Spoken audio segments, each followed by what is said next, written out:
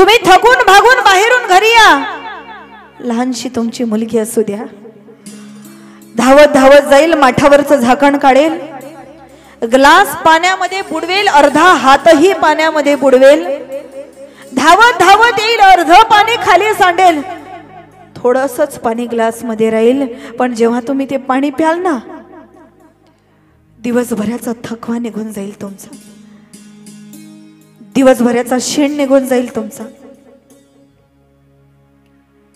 मी नेहमी सांगत असते, आपल्या आईनंतर जर जीवापाड निस्वार्थ स्वच्छंदी प्रेम करणारे या जगात कोणी असेल ना महाराज, ती तुमची मुलगी आहे, लक्षात घ्या, ती तुमची मुलगी आहे. एखाद्या दिवशी तुम्ही रडत दिसा घरी, तुम्हाला कोणी विचारणार नाही का रडतीयस म्हणून, त्यावेळेला तुमची मुलगी तुमच्या जवळ येईल, तिचा फ्रॉक येईल, फ्रॉकने तुमचे डोळे पुसेल आणि विचारेल, आई बरं नाही तुला, का रडतीयस? मुलीसारखी माया नाही.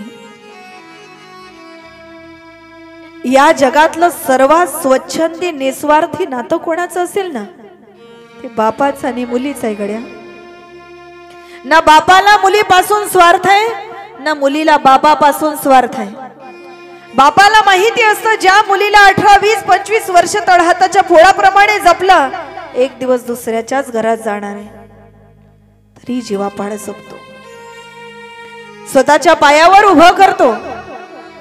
मुलगी नोकरीला लागते, तिचं लग्न होतं, पगार बापाच्या घरी जातो का, मग नवऱ्याच्या घरी जातो, तरी बाप शिकवतो. मुलीला माहिती असतं, ज्या घरात वयाचे 18, 20, 25 वर्ष मी राहणार आहे ना, एक दिवस मला परक्याच्या घरी जावं लागणार आहे, तरी मरेपर्यंत जीवापाड मायबापावर तेवढंच प्रेम करते ना, तिचंच नाव मुलगी आहे गड्या, लक्षात घ्या, तिचंच नाव मुलगी आहे. मुलगी शाळेतून आली की तिचा पहिला प्रश्न तिच्या आईला असतो, आई बाबा कुठे गेले? आई म्हटली, बाळ काही माहिती नाही ग, सकाळपासून त्या खोलीमध्ये बसून आहे, काय झालं कुणास ठाऊक, काही बोलत नाही, नाश्ता घेतला नाही, चहा घेतला नाही, आंघोळ सुद्धा केली नाही, कशाची चिंता करतास कुणास ठाऊक. पण बाळा तू शाळेतून आली, जेवण करून घे. मुलगी म्हटली, आई आपल्यासाठी रात्र दिवस राबणारा माझा बाप, हाडाचे काळ जीवाचं रान रक्ताचं पाणी करणारा माझा बाप आज उपाशी आहे, मी जेवण करू आई? मी नाही जेवण करणार. तशीच धावत जाते बापाजवळ. काय झालं बाबा? आईने काही भांडण केलं तुमच्याशी? आईने केलेला स्वयंपाक तुम्हाला आवडला नाही? तुम्हाला बरं नसेल औषध आणून देऊ बाबा? तुमचे कपडे मळले असेल तुमचे कपडे धुवून देऊ? आईने केलेला स्वयंपाक आवडला नसेल दुसरा बनवून देऊ? मुलगी रडत रडत बापाकडे जाते, बापाच्या कुशीत शिरते. इकडे धावत मुलगा येतो, आई अगं जेवायला ताट वाढ. आई म्हटले, काय ओरडतोस एवढ्या दुरून, जवळ ये. अरे आज सकाळपासून तुझा बाप जेवत नाही, कशाची तरी चिंता करतोय, अंघोळ केली नाही, नाश्ता घेतला नाही, चहा घेतला नाही, तुझा बाप जेवत नाही म्हणून तुझी बहीणही जेवत नाही, तू खुशाल तिथून ओरडला मला जेवायला ताट वाढ. मुलगा म्हटला, आई तुला ना अजिबात अक्कल नाही. मुलाला मायबापाची अक्कल काढायला काही लागत नाही महाराज. लहानपणी म्हणतो मुलगा आईला, तुला ना अजिबात अक्कल नाही. जन्माला येतो तेव्हा बाप सांगतो तुला ना अजिबात अक्कल नाही. मोठं झाल्यावर भाऊ म्हणतो तुला ना अजिबात अक्कल नाही. लग्न झाल्यावर नवरा म्हणतो तुला ना अजिबात अक्कल नाही. म्हातारा झाल्यावर मुलगा म्हणतो आई तुला ना अजिबात अक्कल नाही. नेमकी आपल्याला अक्कल कधी येते तेच आपल्याला काही कळत नाही. मुलगा म्हटला आई तुला ना अजिबात अक्कल नाही. त्याने हॉटेलात भजे काढले असेल, खाल्ले असेल, मला वाढ जेवायला ताट. पण मुलगी बापापासून हटली नाही. अरे मुलीचा प्रवासच असा आहे, ती जन्माला येण्याच्या अगोदरपासून मायेचा भरभरून सागर, मायेचा साठा सोबत घेऊन येते. काही लोक लग्न होतं ना, मुलीचं लग्न झाल्यानंतर तिला खुशाल विचारतात, का ग काय आणलास बापाच्या घरून, रिकाम्या हाताने चालीस का. तिचं लहानाचं तिला मोठं केलं, तिला मोत्यासारखं झडकवलं. ती संस्काराची शिदोरी सोबत घेऊन जात असते. ती शिदोरी ती मुलगी कधी विसरत नाही. एक विशेषता आहे आमच्या मुलींमध्ये, सांगेन जाईन मी तुम्हाला.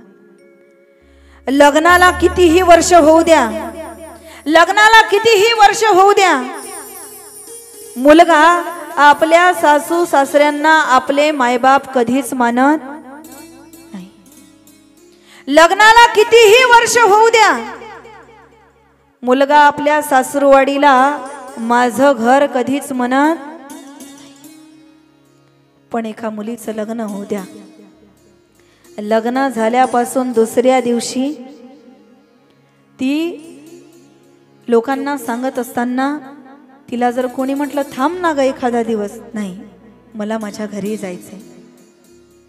सासू सासऱ्यांना सुद्धा जी स्वतःचे मायबाप मानते, मेरे ससुर जी पिता है, पति देवता है, देवर छवि कृष्ण की, सजन घर में चली,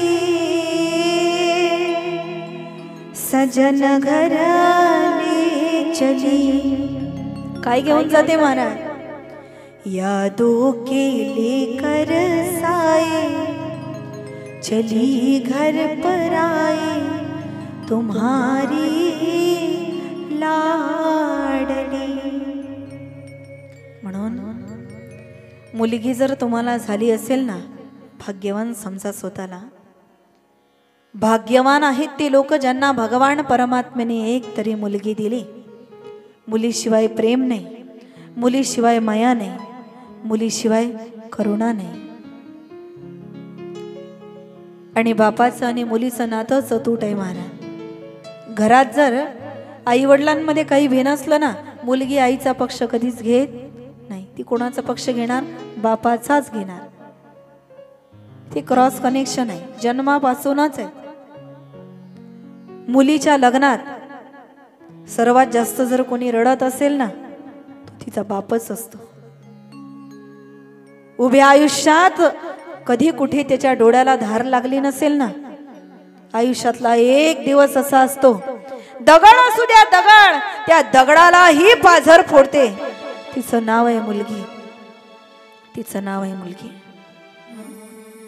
मुलगी जीवनामध्ये असेल आनंद माना. आज आत्मदेवजी दुःखीत झाले होते, मला पुत्र का नाही.